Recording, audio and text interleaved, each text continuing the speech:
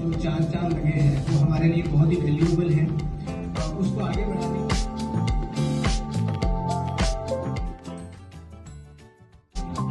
और मुझे लगता है कि जब हाउसकीपिंग रिसोर्ट में हाउसकीपिंग इंटरनेशनल भी जो आता है, तुम जिया मांगेंगे